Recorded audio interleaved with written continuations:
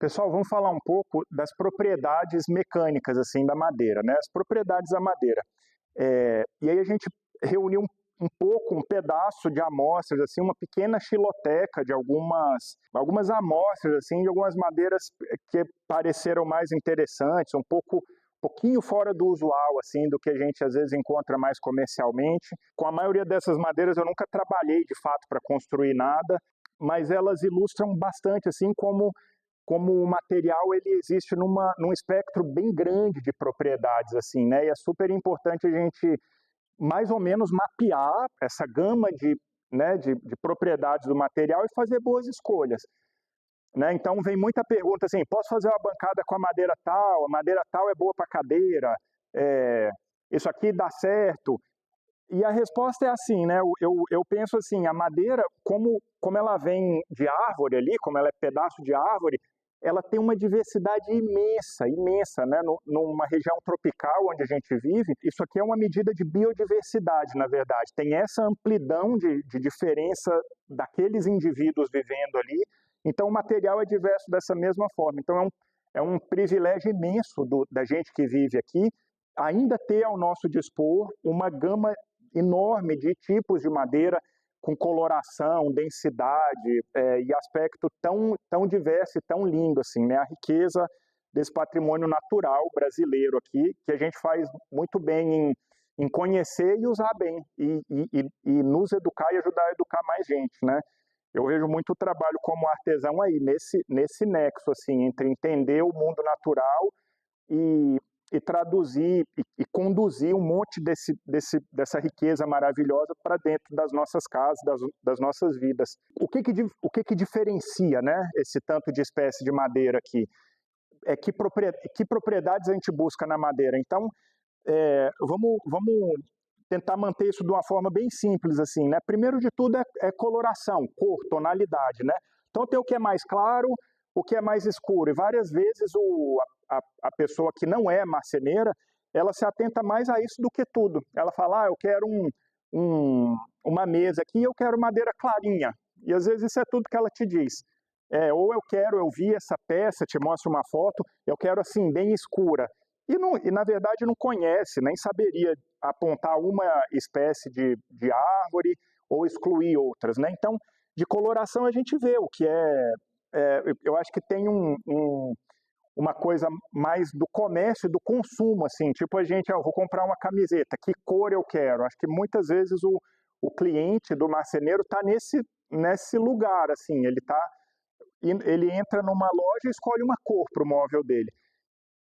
E a gente meio que responde a esse pedido, essa necessidade, mas eu acho que o nosso interesse, o nosso amor é entender dessa riqueza, dessa maravilha aqui, né? Então, assim, você vê que quase toda madeira, na hora que você corta, ela está mais clarinha, né? Porque você revela um pedaço de material ali que ainda não está oxidado, e aí com o tempo e com a exposição ao sol, assim, tudo tende a escurecer um pouco. Basicamente tudo tende a escurecer, né? Na hora que você passa um acabamento, ela tende a escurecer mais um pouquinho, né? Aqui, várias dessas amostras estão com uma metade, onde eu apliquei a seladora, só para um pouquinho ver esse contraste, assim. A seladora talvez seja um dos acabamentos, assim, ela é um pré-acabamento, vai? Mas que menos modifica a tonalidade da madeira. Alguns desses óleos que a gente aplica, alguns dos vernizes, eu acho que principalmente quando ele tem mais proteção para raio ultravioleta, assim, ele amarela ou escurece mais a madeira. Mas parte daí, né? A madeira mais clara, ela vai escurecer um pouquinho com o tempo, vai escurecer mais um pouquinho com o acabamento, mas ela basicamente permanece com esse aspecto aqui que a gente conhece, né? Então esse aqui é um pedacinho é o maple, né? O plátano canadense ou norte-americano, que cresce aqui no Brasil também. Eles usam, de modo geral, o hemisfério norte ali, de clima temperado, né? Eles têm uma variedade muito menor de madeira, tanto que se você pegar 100 livros de marcenaria norte-americanos, europeus, assim, você vai ver o pessoal construindo móvel com uns 3, no máximo uns 4 tipos de madeira. Pode ter certeza absoluta. Vai ser carvalho, carvalho, plátano, a cerejeira deles enfim, essa é um potencial nosso aqui de explorar muita história do design brasileiro de mobiliário, assim, se valeu dessa fortuna, dessa maravilha de diversidade, de tonalidade de madeira e de característica de madeira.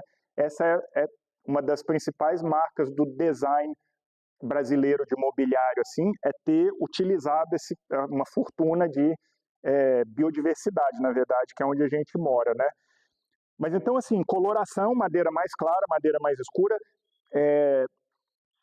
Você vê aqui que interessante, ó, isso aqui é uma copaíba que o Tony me enviou também, fiquei super feliz. Você vê que olha como é interessante aqui, cerne e alburno, ou cerne e brancal, né? Uma linha bem clara, muito visível, assim, que distingue, né, cerne de alburno. A garapeira é parecida também, bem marronzinha, assim, depois que ela oxida também. A garapeira é uma madeira que você corta, ela é amarela. Passa um tempo, ela perde muito daquele amarelo e termina num marrom bem interessante, bonito, legal. E o brancal sempre continua bem amarelinho, clarinho assim. Então ela desenvolve um contraste grande dentro dela. O que mais? Outras madeiras, né? A Itaúba é preta quando ela se oxida também. Quando você corta é meio esverdeada, eu acho. Para mim tem cheiro de azeitona a Itaúba. E o brancal bem claro. E quando ela escurece, ela fica quase um bem escuro e um bem clarinho assim. E Itaúba e garapeira são madeiras que têm o brancal ainda bem resistente. O pessoal vende como uma parte de segunda, né? Quando você compra forro ou lambril assim. Mas eu usaria uma madeira que tem um brancal que eu não vejo ele ser atacado, na minha experiência, que está longe de ser muito ampla assim, né, nessa temática, mas eu vejo madeiras que tem um brancal muito resistente, já outras que tem um brancal muito suscetível ao ataque de uma coiseirada. Por exemplo, tem uma amostra legal aqui, ó, essa urucurana. O Thomas, um colega aqui da cidade, me deu, ele comprou essa madeira e construiu a bancada de trabalho dele com essa madeira. Você vê que tem um cerne bonito, e eu acho que isso aqui já é cerne e brancal. E o brancal já bem atacado por alguma coisa, ou um fungo, acho que isso aqui não me parece inseto, acho que algum fungo está num processo de decompor esse brancal aqui. Depois que a madeira está seca, isso fica muito mais lento, né, a decomposição do brancal. Mas ainda assim é uma madeira que provavelmente eu não colocaria, talvez a gente usasse esse brancal na peça sem problema, mas evitaria fazer o encaixe nessa parte de brancal, porque o encaixe é onde a gente vai precisar da máxima resistência mecânica do móvel para ele ser durável. Então, para várias dessas madeiras, se eu for usar o brancal, eu vou tentar ao máximo colocar o brancal numa parte que não é estrutural da peça, no meio do tampo. Tem vários pontos que não são críticos para a estrutura da peça, né? Numa cadeira, bem a junção ali das pernas ou do espaldar com o tampo, numa cadeira de assento maciço, ali é crítico. Ali de forma alguma, eu ia gastar meu tempo e meu trabalho criando uma peça que tem brancal naquele ponto. Já no meio do assento, talvez não fosse problema nenhum. Muitas vezes fica bonito, né? Dá uma variedade legal para a peça. Então, assim, sobre coloração é mais ou menos isso. Tem, assim, mais um ponto. Eu também acho que é interessante distinguir algumas madeiras que têm o tom um pouco mais para o amarelo, que vão do amarelo claro para um amarelado escuro, né? Tipo essas que estão aqui, e madeiras que parece que estão um pouco mais no vermelho, assim, que são tipo mogno, né?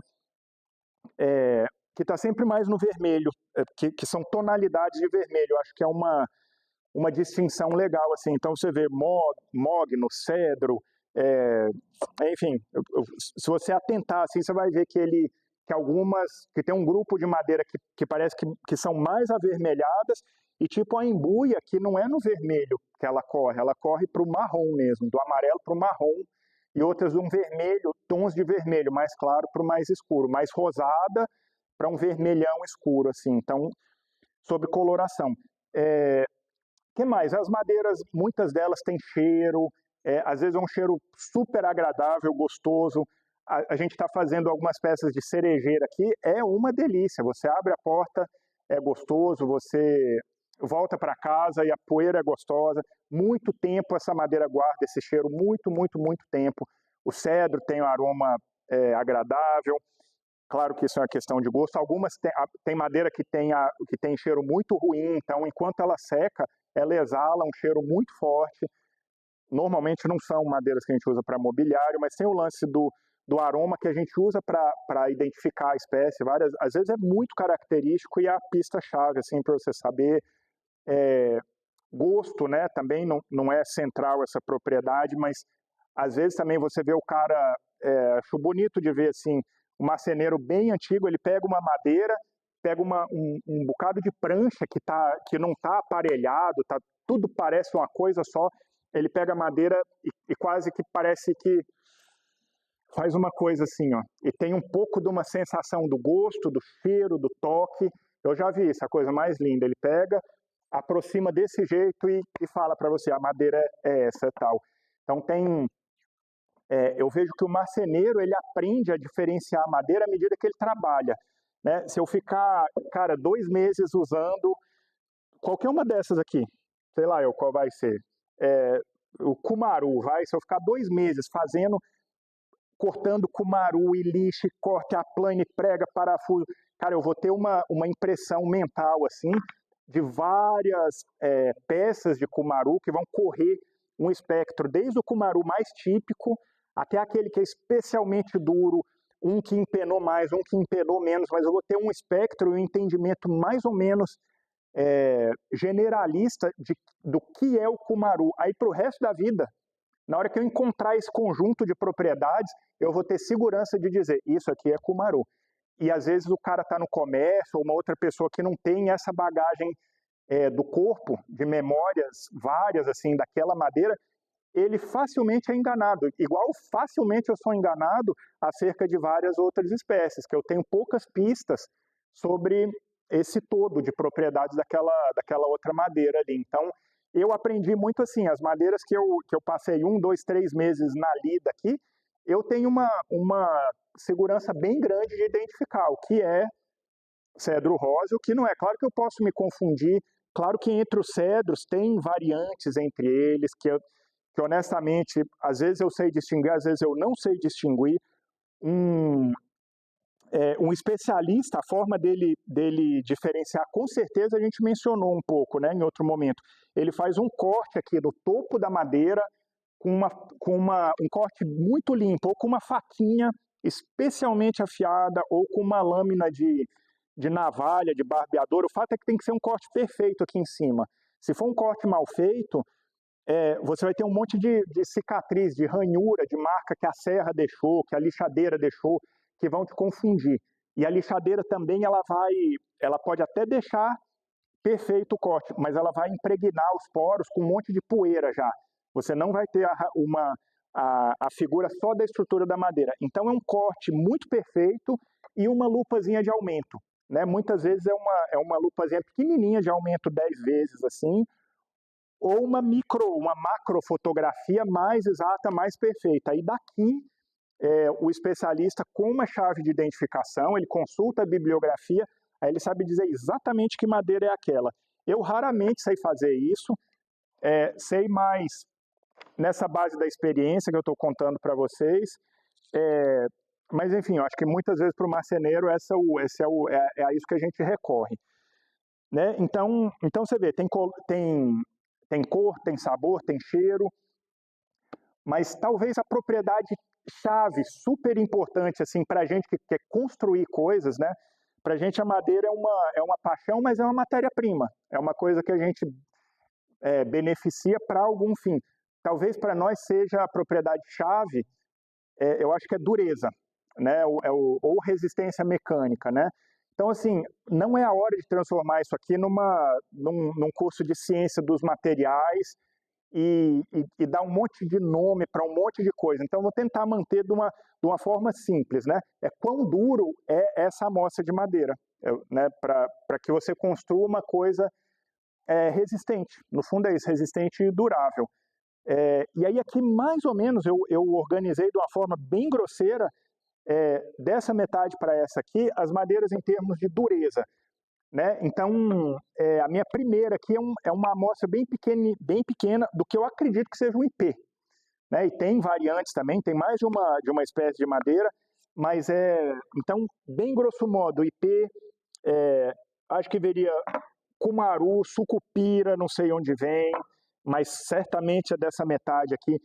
Esse aqui eu não sei exatamente identificar isso aqui, eu recebi como coração de negro, e tem gente que associa isso aqui com a madeira de gombeira, seria um outro nome popular para isso aqui, mas os nomes populares são também uma pegadinha, assim, né? Eu posso inventar um nome popular e eu e meu vizinho, a gente passar a chamar isso aqui de qualquer coisa e vira um nome popular aqui entre nós. Então, o fato é que eu nunca tinha visto, é extremamente dura. Eu posso sentir aqui qual a nossa medida. A gente infere dureza das madeiras a partir de densidade. Esse é meio um conceito-chave, assim, né? A densidade é peso dividido pelo volume. A gente fala, nossa, isso aqui é pesado, mas a noção mais precisa seria densidade, né? Eu teria que ter um bloco, em todos esses aqui, eu teria que ter um bloco do mesmo volume, né? Se não tivesse as mesmas dimensões idênticas, pelo menos o mesmo volume de madeira, aí o peso ia me dar uma boa medida, né? Porque aí eu poderia falar de densidade. Mas no fundo é assim, via de regra, quanto mais densa a madeira, quanto mais pesada por volume, mais dura, né? Tem exceções a isso, mas essa é a medida de conhecimento popular, assim, que é bem válida para muita coisa. Então, isso aqui você sente que é muito, muito denso, muito pesado pelo tamanho, e vai chegando por aqui, vai ficando muito, muito levinho. Isso aqui é um kiri, que é a árvore asiática, japonesa, eu acho, que é boa para fazer móvel, boa para construir coisa, desde que você entenda as propriedades dela. É muito, muito leve. Eu sei que se usa, e usa para fazer coisa muito bem feita. Eu acho que é mais leve ainda do que a nossa cacheta, que também é bem clarinha, assim, que o pessoal faz. Faz até móvel, faz estrutura de sofá, estrutura de estofado, assim. Se a madeira tem menos resistência, menos dura, você aumenta na dimensão. A noção é essa, né? Então, uma travessa bem grande, assim, de cacheta, talvez equivalha a uma travessa bem pequena de IP, em dureza, em resistência. Né? Então, via de regra, à medida que você caminha para esse espectro de madeira macia ou pouco densa, para que seja resistente, você precisa de mais material. Né? E se você usa coisas como essa, eu vou fazer uma cadeira de jatobá. Tá, então, talvez aquela flechazinha do espaldar possa ser bem fininho no encaixe, que ainda é resistente. Você vê cadeira do mobiliário moderno brasileiro ali dos anos... o que era aquilo? Joaquim Tenreiro, aquela turma lá, acho que anos 20, 30, estou meio confuso aqui. Mas ele construía de jacarandá, coisa muito delgada, muito fininha, né? E era resistente, porque ele era um exímio marceneiro, conhecia muito bem o material e escolhia madeiras que permitiam ele chegar em tais dimensões ali, ele vai no limite do material, e o limite é muito fino, porque aquela espécie de madeira é resistente nesse sentido. Então, pessoal, a propriedade da dureza é essa propriedade chave para a gente que quer construir coisas, né? Ela se espelha muito com a densidade e ela se espelha um pouco com a coloração, mas isso é bem enganoso, né? Tem gente que tenta deduzir assim, a madeira mais clara é mais molinha e a madeira mais escura é mais dura. Talvez exista um padrão como esse, eu não vou arriscar dizer que sim ou que não. Parece que a experiência mostra um pouco, até nessa nossa amostra rápida aqui, mas isso talvez ocorra com exceções. Você vê esse aqui, eu acho que é um IP amarelo, ou orelha de macaco, que tem gente que chama. É uma madeira aqui para assoalho. Algumas dessas amostras aqui são de assoalho, então ela é bem dura, né? Uma madeira que você vai preparar para fazer o piso de uma casa. Aqui, especificamente, a gente quer a madeira mais dura para que ela não fique arranhada com facilidade, né? Ela é bem clarinha, é bem dura. E que mais? Às vezes tem não sei muito de cabeça, mas às vezes tem uma embuia que tem uma tonalidade que não é muito escura, é intermediária, uma embuia clara, uma canela meio clara, meio um mel, um marrom claro, assim, e no entanto é macia, entanto tem densidade de média para baixa, assim. Então, a cor não é indício, via de regra, não é indício da dureza da madeira. E o que é indício? Sim, é preciso medir, né, para ter um indício mais fiel, assim, a gente mede a dureza da madeira. Como é que a gente mede? Com algum ensaio de laboratório. O mais comum que eu vejo nas escalas de dureza de madeira é um ensaio Janka, o Janka que chama, que é o nome da pessoa que propôs esse método. Isso vem da ciência dos materiais, assim, né? O pessoal, e eu acho um pouco também que a gente herda da metalurgia. Tem métodos de medir dureza dos metais, né, que tem um medidor de dureza, Brinell, Vickers e Rockwell, assim, para medir a dureza de metais. E esse teste Janka, como é que ele determina a dureza? Ele tem um aparato lá que ele pressiona sobre uma amostra de madeira uma esfera de aço. Então, uma esferinha desse tamanho, assim, tudo controlado num laboratório de metrologia, assim.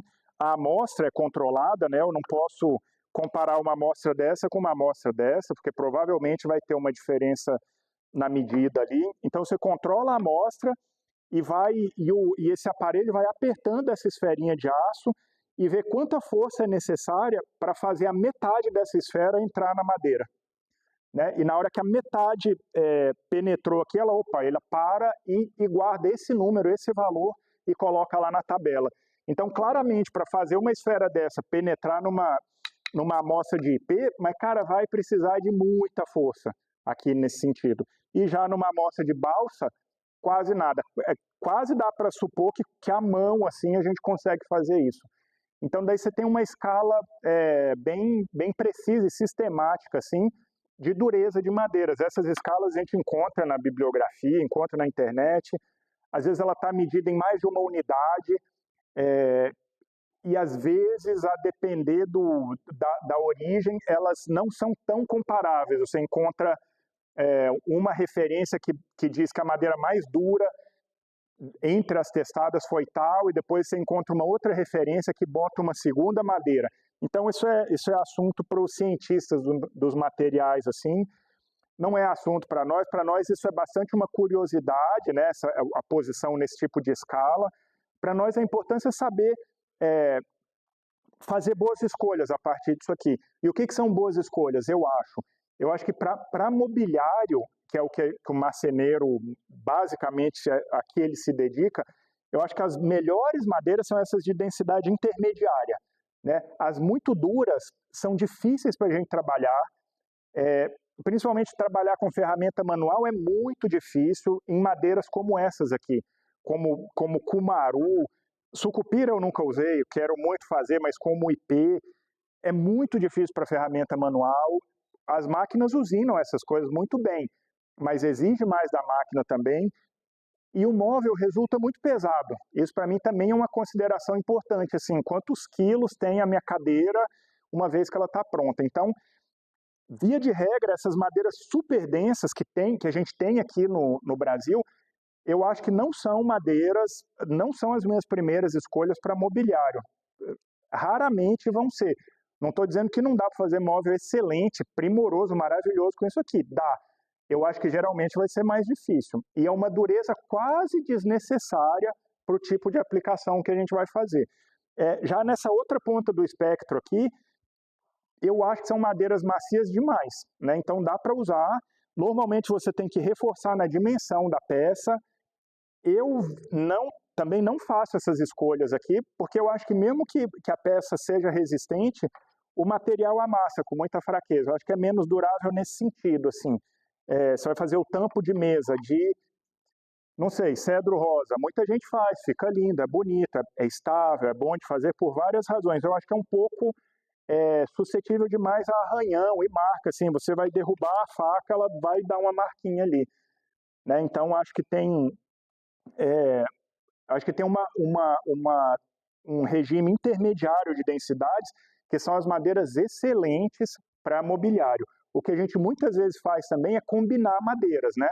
Então, naquelas cadeiras de assento maciço ali, é muito comum uma madeira mais leve, bem leve. Na América do Norte é um pinus, é um bom pinheiro, quer dizer, para o assento. E uma madeira, por quê? Porque o assento tem mais espessura, porque ele tem que ter espessura para você poder escavar e ter um conforto legal. E ele contribui muito, porque é uma peça volumosa, assim, para o peso da peça. Então, o assento é feito com uma madeira leve, pouco densa, e as pernas e o espaldar com uma madeira bem mais densa, porque ali o encaixe é pequeno e ali você precisa de resistência, né? Quando é torneado, é uma madeira que mantém, várias vezes essa escolha é feita, se tiver muito ornamento no torneado, é uma madeira de textura bem fina para mostrar muito do detalhe num torneado que tem ornamento, não é o caso das cadeiras que eu gosto de fazer, mas às vezes a escolha é essa, e às vezes uma outra propriedade que se a madeira se curva bem, com alguns processos de curvar a madeira. Uma outra propriedade que ali entra em jogo também é a facilidade ou a propensão da madeira a rachar, né? O fendilhamento é o nome disso, talvez essa propriedade em português, assim, porque várias vezes nessa tradição de construção ali, a pessoa se vale dessa propensão da madeira em se romper nesse sentido aqui, ó. Então, fendilhamento, enfim, então o artesão naquela tradição de cadeiras faz uma combinação dessas propriedades da madeira e combina espécies para compor aquela peça especificamente. Por isso que é um primor aquele resultado ali, porque ele se vale dessa gama de propriedades diferentes do material, assim.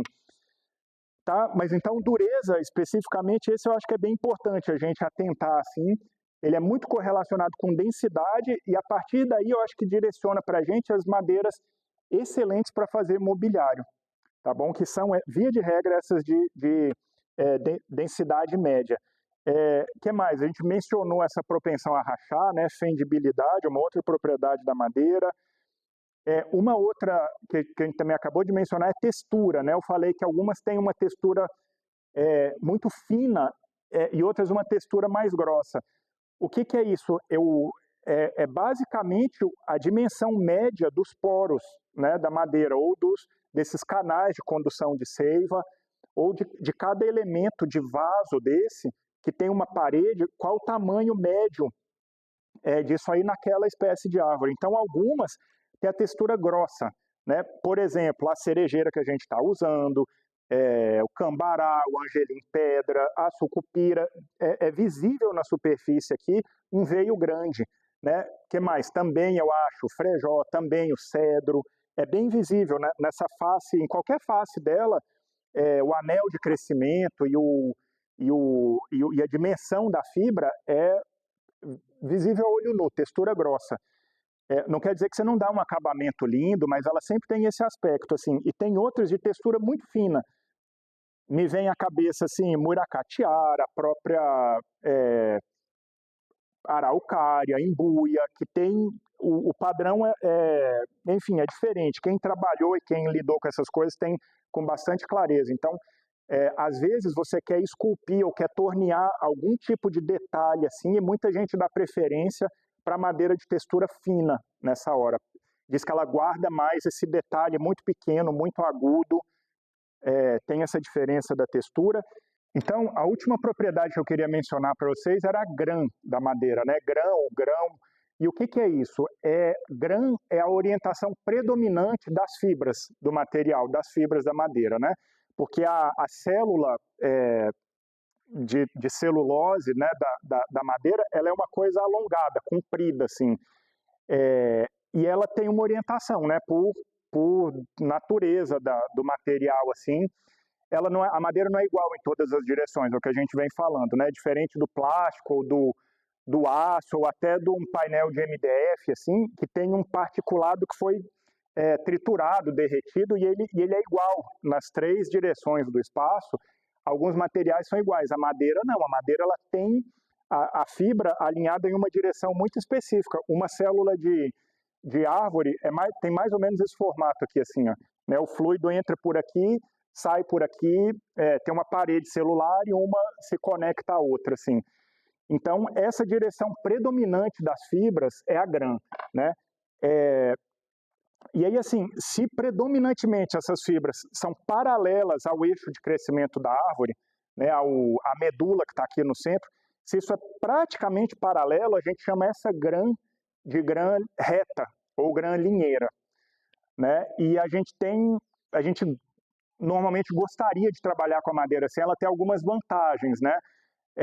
Ela é previsível o que vai acontecer com a madeira em termos de usinagem, em termos de até de propensão a empenar e tudo mais. Agora, a nossa realidade é que muito raramente a madeira está perfeitamente linheira, né? Depende muito da dimensão da árvore, depende muito da espécie. O que quase sempre ocorre é a gente trabalhar com o grão da madeira em algum grau de inclinação em relação à orientação da peça, né? Quando a gente vai usar aqui, mais importante do que a orientação em relação à árvore, passa a ser a orientação em relação a essa amostra de árvore que eu tenho já serrada para mim aqui, né? Então, numa grã perfeitamente reta, cada célula de madeira ia estar alinhada com o comprimento da peça. Isso eu já adianto para vocês, é uma situação ideal muito rara, algumas espécies de madeira favorecem isso mais do que as outras, mas o que a gente basicamente sempre vai encontrar é algum grau de desalinhamento, digamos assim, entre a maioria das fibras e a direção da sua peça, né? E de onde isso vem? Isso pode vir ou da árvore em si, ou da hora que a gente corta a peça. Tem dois momentos em que a fibra pode perder essa direção predominante. Várias vezes vem da árvore, né? Quase toda árvore é maior embaixo, tem um diâmetro maior no nível do solo e vai afinando à medida que chega lá em cima. Então, o pessoal leva para a serraria um cone, uma seção desse cone, e começa a fazer aqueles cortes de serra-fita que são paralelos. Então, em cada prancha dessa, o grão já vai estar diagonal. Você percebe que na hora que um cone é fatiado assim, a estrutura interna já não é mais paralela ao sentido do corte, nesse caso, e também não era paralela em relação ao eixo da árvore, né? Então, a maioria esmagadora das árvores é um cone, isso já leva a um grão meio diagonal na prancha, muito provavelmente, quase certamente. Além disso, muitas árvores crescem com um certo movimento interno ali. Como assim? Com frequência a árvore tem uma espiral, tem uma torção enquanto ela cresce. Não sei exatamente por que isso ocorre, mas é da biologia, está no DNA daquela planta, se desenvolver o tecido lenhoso interno dela com esse padrão. Às vezes isso é aparente na casca, tipo um espiralado, um parafuso assim. Às vezes a casca não mostra, mas o cerne tem esse comportamento. E aí, é claro, na hora que você corta esse material em pranchas, as fibras não vão estar alinhadas com a sua amostra de peça, mas não vão estar mesmo, vão estar em algum comportamento assim, que torna a identificação desse sentido predominante mais difícil, um desafio maior. Então você vê, tem árvore que afina de baixo para cima, tem árvore que cresce torcida, tem árvore que cresce de um comportamento mais curioso, que leva a uma grã entrecruzada, que chama, que em algum ciclo de crescimento, ela tem uma torção espiral para um lado, e depois de um ano, ou alguns anos, ela tem um ciclo de torção espiral para o outro lado, assim. Então, ela alterna essa direção, e você olha para a fibra, ela é uma coisa entrecruzada, assim, ó, né? E eu acho que eu já ouvi gente dizer que essa madeira é boa para algumas coisas, por exemplo, ela vai ter dificuldade de rachar, aquela propriedade de fendilhamento, às vezes você não quer que a madeira rache, muitas vezes você não quer. E essa grã entrecruzada, eu ouvi o seu Laroca falar isso, essa madeira é boa para, por exemplo, fazer um cabo de ferramenta como esse aqui, ó. Eu vi o seu Laroca escolher desse jeito, eu quero um pedaço de madeira dura, né, de densidade alta, de grã revesa para fazer isso aqui, porque aí essas seções aqui onde a fibra cria uma certa fragilidade, na madeira que tem essa grã entrecruzada bem pronunciada, talvez dê uma resistência maior aqui. não sei dizer com toda certeza, mas é uma propriedade assim da grã, né? Essa grã entrecruzada, ela às vezes torna o aplanamento da madeira difícil, né? Você vê que uma madeira, por exemplo, a cerejeira que a gente está trabalhando ali, para passar na serra, não faz muita diferença esse padrão entrecruzado da grã. Mas na hora de passar, por exemplo, na plana de desempenho, na plana de desengrosso, ou de trabalhar uma face com uma plana como essa, vai ser difícil, porque na mesma face aqui, ó, eu vou ter um pouco de fibra que vai para lá, alternada com um pouco de fibra que vem para cá. Então essa metade que está para lá vai gostar dessa direção de usinagem aqui, ó. Vai ser favorável, né, para essa fibra que vem aqui, ó. Opa, aqui. Já para as fibras que estão aqui, ó, o que vai acontecer? Aquela pequena quebrazinha da fibra de madeira que o marceneiro está tão acostumado a ver, né? Essa fibra que estava nessa direção aqui, ó, a lâmina vai levantar a ponta dessa fibra, ela não vai encontrar apoio aqui atrás e pá, que vai quebrar. Tomara que se sua plana estiver bem ajustada, ela quebra bem rápido e deixa só um buraco pequeno aqui. Ou quase não quebra. De repente, se você trabalhar com a raspilha, com uma plana que tem esse ângulo de ataque bem alto, ou um raspador de outro tipo, a grã, mesmo contrária à direção da lâmina, ela quase não quebre. Mas normalmente é problemático, e algumas madeiras que têm esse tipo de grã revesa apresentam um monte disso. O Milton me dizia lá que tem madeira que não aceita acordo, com a qual não dá para você fazer um acordo. Você passa ela na máquina em uma direção, ela quebra uma metade, aí você vira a direção, ela quebra a outra metade, porque é da estrutura do material, né? Então apresenta alguns desafios. Em compensação, na hora que ela está pronta, normalmente eu vejo que essa é uma madeira para ser finalizada com lixa, ou com muita habilidade, raspador, enfim, tirar material aos poucos e para minimizar essa quebra da madeira que vem no sentido contrário. O aplanamento tem que ser bem mais cuidadoso com ferramenta de corte ou com lixa, né? Você vai lixando, aí é um outro processo de abrasão, e aí esse problema da direção da grã assim é minimizado ou não existe. Então, na hora que você aplica um acabamento, essa madeira é linda, porque você encontra um pouco de topo visto daqui e um pouco de face visto daqui. Dá um efeito luminoso com a luz, assim, uma interação que é super bonita.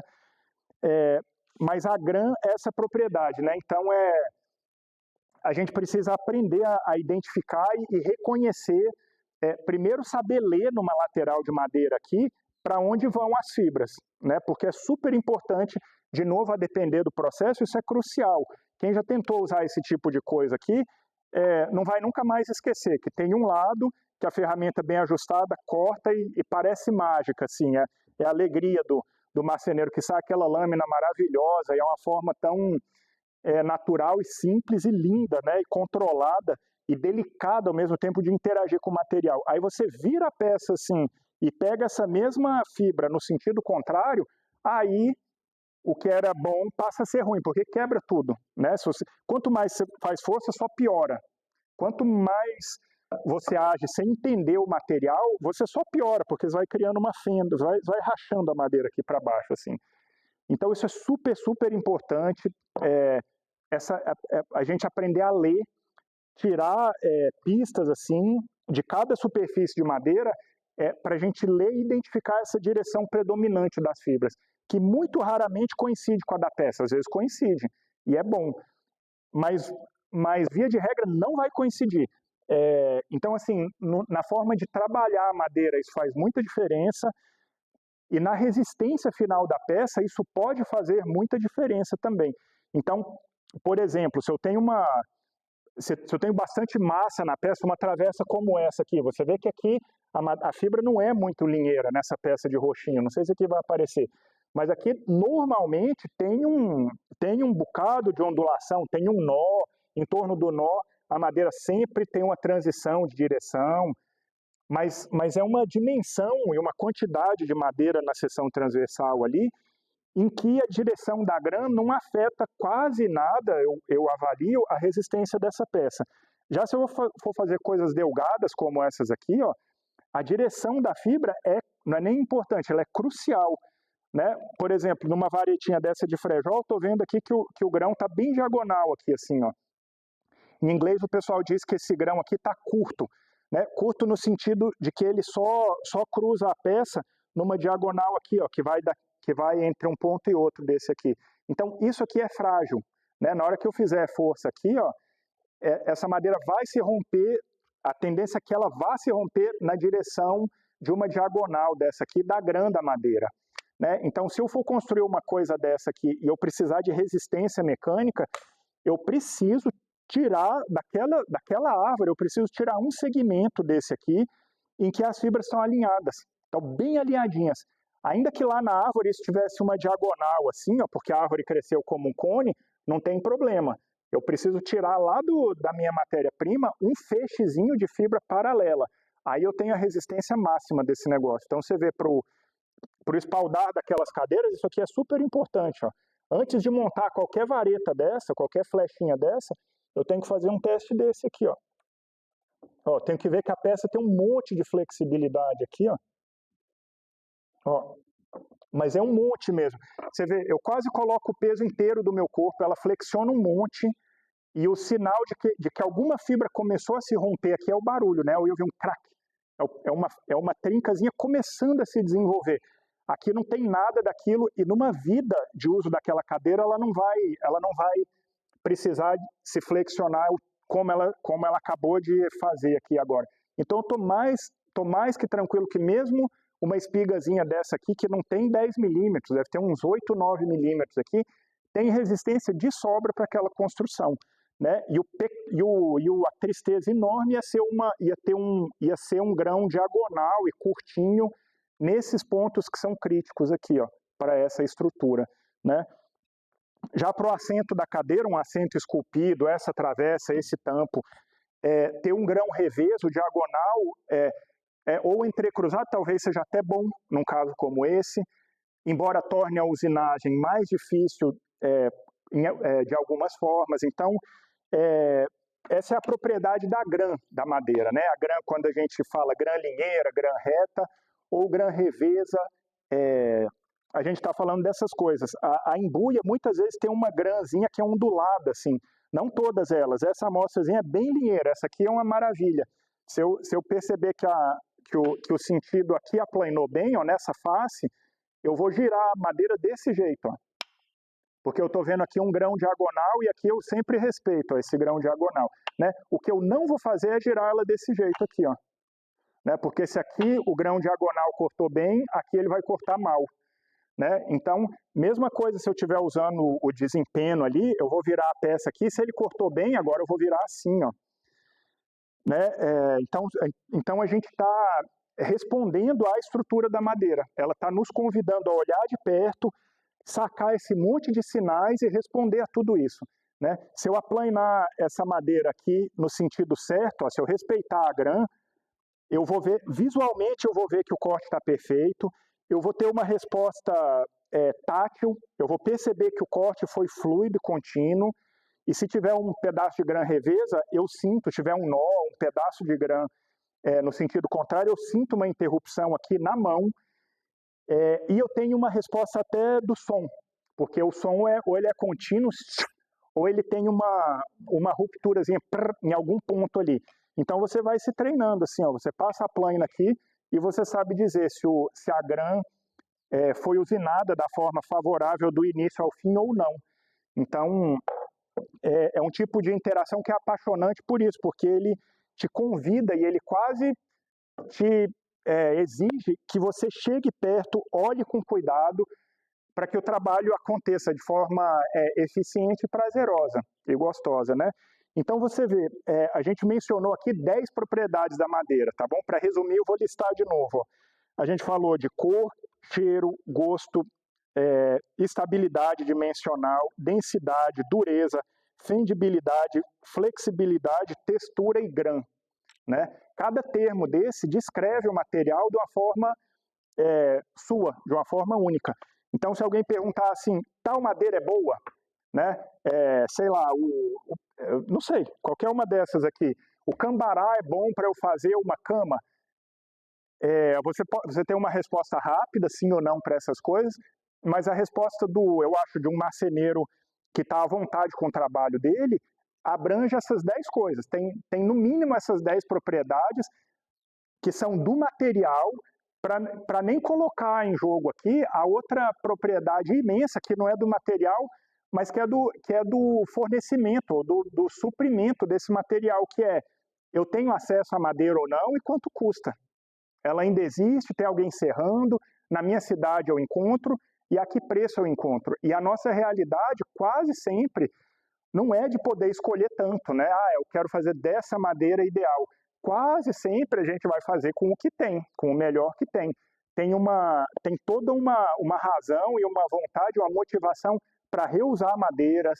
Muitas vezes madeiras maravilhosas, a gente está reusando, a gente está desmontando um galpão, desmontando uma casa, desmontando uma coisa que é grande, reaproveitando para fazer uma coisa menor.